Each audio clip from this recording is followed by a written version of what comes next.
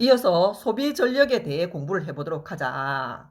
먼저 중학교 2학년 때 전기 단원에서 배운 ohm의 법칙을 정리를 해본다면 ohm의 법칙은 V는 IR로서 V는 전압을 나타내었고 I는 전류였으며 R은 전기 저항을 의미한다고 배웠었다. 그리고 단위는 전압은 볼트를 사용했고 전류는 암페어를 사용했으며 저항은 ohm을 단위로 사용하였다. 전기 단원에서 ohm의 법칙은 가장 기본이 되는 법칙으로서 잘 기억을 하고 여기에 추가로 우리는 전기 에너지 공식을 알아본다면 전기 에너지의 공식은 VIT라는 사실을 기억해 주기 바란다. 여기에서 V는 전압이고 I는 전류이며 T는 시간을 의미하고 전기 에너지를 계산할 때 시간 T의 단위는 초로서 세크를 사용하고 그리고 전기 에너지의 단위는 주를 사용한다. 그리고 1초 동안 전기 기구가 소모하는 전기 에너지의 양을 소비 전력이라 한다. 그래서 전력의 식은 단위 시간당 사용하는 전기 에너지로서 시간분의 전기 에너지가 된다. 그러면 전기 에너지는 VIT고 이 전기 에너지를 T로 나누면 VI가 나오게 된다. 그래서 전력 문자는 앞으로 P를 사용하고 P는 VI라는 식을 기억해 주기 바란다. 이때 P의 단위로는 와트를 사용하고 V의 단위는 볼트며 I의 단위는 암페어를 사용한다고 얘기를 했다. 그래서 1와트의 의미를 살펴본다면 1와트는 1볼트 암페어와 같은 의미고 그리고 1줄 per sec 즉 1초에 1줄의 전기 에너지를 사용할 때에 1와트라고 한다는 사실을 기억해 주기 바란다. 그리고 전기기구의 소비 전력은 전기 제품을 전격 전압에 연결했을 때 단위 시간 동안 전기기구가 사용하는 전기 에너지 양을 의미한다는 사실을 기억하고 문제로 한번 살펴본다면 어떤 전자제품에 220V 50W라는 표시가 있으면 이 전자제품은 220V가 전격 전압이 되고 그래서 220V에 꼽아 사용하여야 하고 그러면 50W가 소비 전력이 된다. 즉 1초에 50줄의 전기 에너지를 사용한다는 의미고 만약 이 전자제품을 3초 동안 사용하게 되면 150줄의 전기 에너지를 사용하게 된다는 의미이다. 전력 P는 VI로 계산하고 전력 P의 단위는 와트였다는 사실을 기억하고 전력량에 대해 알아본다면 전력량이라 함은 전기기구가 일정 시간 동안 소모하는 전기 에너지의 양을 전력량이라고 한다. 그래서 전력량을 계산할 때는 전력에다가 곱하기 시간을 하면 된다. 그런데 전력은 VI라고 했다. 여기에다가 시간 T를 곱하게 되면 전기 에너지가 나오게 된다. 그래서 전기 에너지와 전력량은 같은 물리량이다. 같은 물리량인데 구분해서 사용하는 이유는 전기 에너지의 경우는 단위가 세크로서 초였다. 그러면 한 달 동안의 전기 요금을 계산한다든지 할 때 시간을 초 단위로 사용하게 되면 숫자가 너무 커지게 되고 불편한 점이 있어 같은 물리량이지만 구분해서 전력량이란 개념을 사용하게 된다. 전력량은 시간 단위를 hour, 시간을 사용함으로써 실생활에서 편리하게 사용을 한다.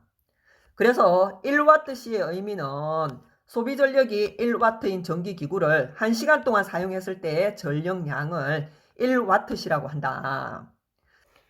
그래서 1W시는 1시간이 3600초이다 보니 3600줄과 같은 값이 된다.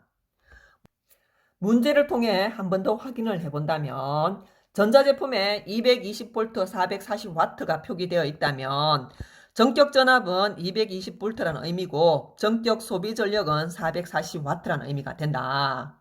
즉 1초에 440J의 전기 에너지를 사용하는 전자제품이고 만약 이 전자제품을 5시간 동안 사용했을 때 소모한 전력량을 계산해보면 440에 5시간을 곱해서 2200W시가 됨을 알아야 한다.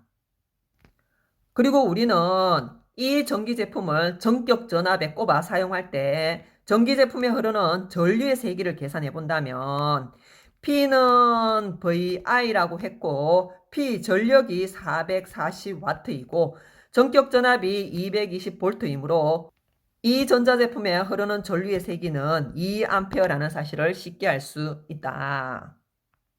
전기에너지와 전력량은 같은 물리량이고 시간의 단위만 다르다는 사실을 기억하고 다음으로 넘어가자. 앞에서 전기에너지의 전환에 대해서 보았는데 전기에너지뿐만 아니라 모든 에너지는 다른 형태로 전환이 가능하다. 그래서 각각의 경우 에너지 전환 관계를 알아보도록 하자.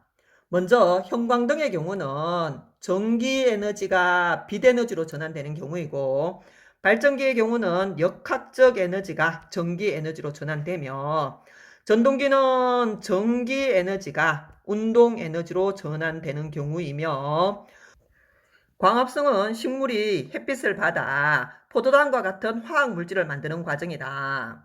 그래서 광합성에서의 에너지 전환은 빛 에너지가 화학 에너지로 전환이 일어나게 되고 불꽃놀이는 화학 약품을 태워 빛이 나는 경우이므로 화학 에너지가 빛 에너지로 전환되는 과정이며 자동차는 석유가 갖고 있는 화학 에너지를 이용하여 달릴 수 있게 되므로 화학 에너지가 운동 에너지로의 전환이고 풍력 발전의 경우는 바람의 운동 에너지를 이용하여 전기 에너지를 생산하게 되고 건전지의 경우는 건전지 속에 들어있는 화학 물질들의 화학 에너지를 이용하여 전기 에너지를 얻을 수 있게 된다. 이렇게 에너지는 다양한 형태의 에너지로 전환이 가능하며 에너지 전환 과정에서 에너지는 새로 생기거나 없어지지 않고 에너지의 총량은 일정하게 보존되는 에너지 보존의 법칙이 성립하게 된다. 그럼 이렇게 에너지가 보존이 되는데 에너지를 절약해야 하는 이유는 에너지 총량은 보존되지만 에너지 전환 과정에서 일부는 사용할 수 없는 열에너지, 소리에너지 등의 형태로 전환되어 우리가 유용하게 사용할 수 있는 에너지 양이 점점 감소하기 때문에 우리는 에너지를 절약해야 한다. 옆에 그림을 참고하여 한 번 더 설명을 해본다면 공을 옆으로 던진 경우 공의 역학적 에너지 일부가 공기 저항이나 바닥과의 충돌에 의해 열에너지, 소리에너지 등으로 전환되어 공이 올라갈 수 있는 최고 높이가 점점 낮아지게 된다. 그러다 공은 정지 상태가 되는데 이 과정에서 공의 역학적 에너지는 감소하고 있지만 에너지의 총량은 일정하게 보존되고 있다는 사실을 알아야 한다. 에너지 보존 법칙을 잘 기억하고 다음으로 넘어가자. 문제를 통해 배운 것을 한번 확인해 보도록 하자. 서로 다른 두 전구 A와 B를 1시간 동안 켜두었을 때 방출된 에너지를 나타낸 것이다. 그럼 자료를 이용하여 A와 B의 소비 전력을 계산해 보도록 하자. 먼저 A의 경우 1시간 동안 사용한 전기 에너지를 계산해 본다면 빛 에너지와 열 에너지를 합쳐서 64,800줄의 에너지를 소모하였음을 알 수 있고 B 또한 방출된 빛 에너지와 열 에너지를 더해보면 역시 64,800줄의 전기 에너지를 소모하였다.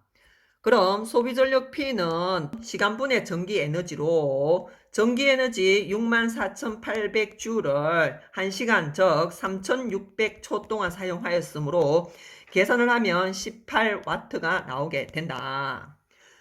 그래서 A와 B의 소비전력은 둘 다 18W가 되고 그리고 이번에 A 전구가 1초 동안 소비한 전기 에너지의 양은 18J임을 알아야 한다.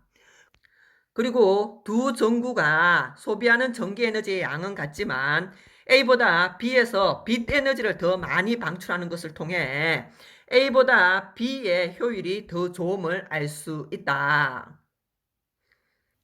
그리고 A 전구를 2시간 사용했을 때 전력량을 묻는다면 18W에 2시간을 곱해서 36W시라고 정확하게 대답할 수 있어야 한다. 계산 방법을 잘 기억하고 다음으로 넘어가자. 문제를 통해 에너지 보존의 법칙에 대해 한 번 더 알아본다면 10m 높이의 빗면에 있던 쇠구슬이 빗면을 굴러 내려왔을 때의 속력이 10m/s라고 하자. 그러면 쇠구슬이 빗면을 굴러 내려오는 동안 역학적 에너지가 아닌 다른 형태로 전환된 에너지의 양을 계산해 보도록 하자. 먼저 쇠구슬의 위치 에너지를 계산해 본다면 쇠구슬의 위치 에너지는 9.8 곱하기 2 곱하기 10으로서 196줄임을 알 수 있고, 그리고 빗면을 굴러 내려온 쇠구슬의 운동 에너지 EK를 계산해 보면 EK는 2분의 1 곱하기 2 곱하기 속력 10의 제곱으로서 100줄임을 알 수 있다. 그래서 우리는 쇠구슬이 빗면을 굴러 내려오는 과정에서 마찰에 의한 열에너지 등의 에너지로 96줄의 에너지가 역학적 에너지 이외의 다른 에너지로 전환되었음을 알 수 있다. 한 번 더 강조를 한다면 쇠구슬이 빗면을 굴러 내려오는 과정에서 마찰에 의해서 역학적 에너지는 감소를 하였지만 에너지의 총량은 일정하게 보존된다는 사실을 기억하고 다음으로 넘어가자. 에너지 전환 과정을 문제를 통해 한 번 더 확인해 보도록 하자.